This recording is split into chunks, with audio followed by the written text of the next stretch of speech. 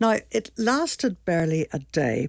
HMRC's decision to close one of its crucial phone helplines every summer, leaving millions of taxpayers with little phone support.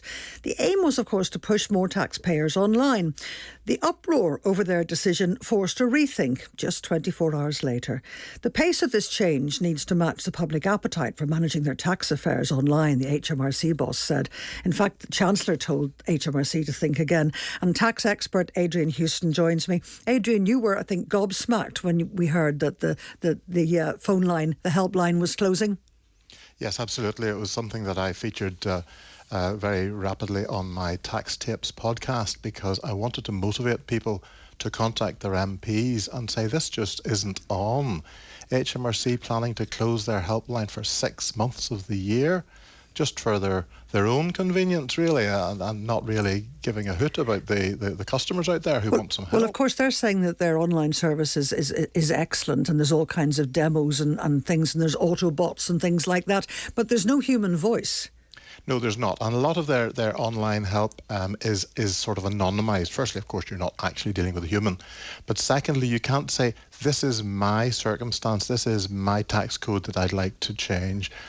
They can give you generalised information. But certainly what the Revenues wants to do is they want to get everybody online. And if everyone had a personal tax account and then they connected that to their self-assessment if they do a tax return, they could do quite a lot of stuff online. But it's not suitable for everybody. Some people are scared of computers. They don't have the right technology. They're worried about interacting with the government using their phone or their computer. They're worried that they'll succumb to a fake email sometime because they've started communicating electronically, that they'll actually end up talking to a fraudster and losing money. Well, people do when they get these tax refunds. You're not going to get a tax refund by giving your details online or on your phone to anybody, so do not do it. But they've put the helpline back in place, at least for now. But our tax system, is it unnecessarily complicated? I think it is more complicated than it needs to be. Every now and then we get a government or a chancellor that says they're going to cut the tax code, they're going to reduce unnecessary administrative burdens and make things simpler. And unfortunately, the volume of tax paperwork legislation just keeps rising all the time. So it really, the reality doesn't stand up to the politicians' promises. It is very complicated, and people, don't understand how they pay different amounts of national insurance and tax, and why does someone pay national insurance and other people don't? And that can be a substantial extra percentage off your income. Well, in the future, Jeremy Hunt says he'd like to get rid of national insurance. I don't quite get that, because I thought that was a huge income to the government. If there's no national insurance, where does the money come from? Well, there's no doubt it is a huge income for the government. I guess there would be two elements of national insurance, and he could get rid of one and keep the other. Anyone who's an employer, they pay national insurance for the benefit, for the luxury of having staff. And then secondly, the staff, on their payslip, they will see that each week or month they are losing tax and national insurance. So what we might see is maybe the first national insurance to go might be the employee national insurance. But it is a substantial amount of money, and anyone who looks at their payslip will see it can be a decent amount of money each month.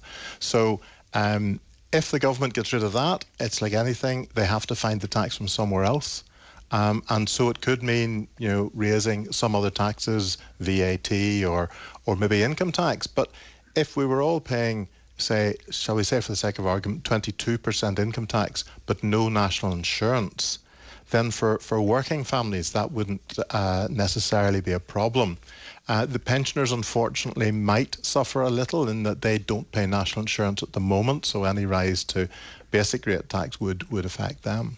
I hadn't realised till I was looking before the programme, national insurance was introduced in 1911 to support workers who'd lost their jobs or needed medical treatment, so it's changed a lot over the years. But would getting rid of national insurance, or as he has done, cutting it, is that going to help richer people rather than poorer people? I don't think it's helping richer people to any great extent. No, the way the national insurance works is I think the main beneficiaries of any change to that are the people earning under £50,000. There's no doubt that any reduction in national insurance will help some richer people, but the main people who will benefit the most and who will see the biggest percentage improvement on their take-home pay will be people earning under £50,000. Of course, we're coming up to that magic date, the 5th of April. Self-employed people will know the beginning of the financial year. So we always leave our tax returns, at least it always seemed to me, I left it till sort of the last minute. Is this a good time to be thinking about that kind of thing? Absolutely, because this is the sort of time you can start maybe drawing up a list of the things you need to get for preparing your tax return. Everyone should aspire to finishing and submitting their tax return before they go on their summer holidays. That's a good sort of line in the sand to think about. So at this point in time, you can say, right, well, let's just jot down a little note of, for instance, the banks and building societies where I earn interest. I don't need to worry about the ones that are in ISAs because they're completely tax-free.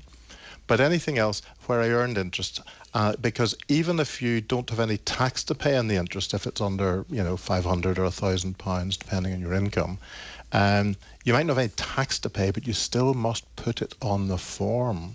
So take a note of your bank accounts that give you interest. You might have accounts which give you your interest every year in October, in which case you can have a look at the bank statement or log into that bank, take a note of your October 2023 interest, bang, there's one piece of your tax return ready to go. Other ones, maybe they pay the interest on the 1st of April or the 31st of March. For those, you'll have to wait till that date has passed. But a lot of these things, you can get the information now, and then come the 6th of April, a lot's ready to go. If you have a personal tax account, you don't need to wait till you get your P60 from your employer, because on your personal tax account, you can look up your pay history. You can see each month's pay. You can't see the detailed pay slip.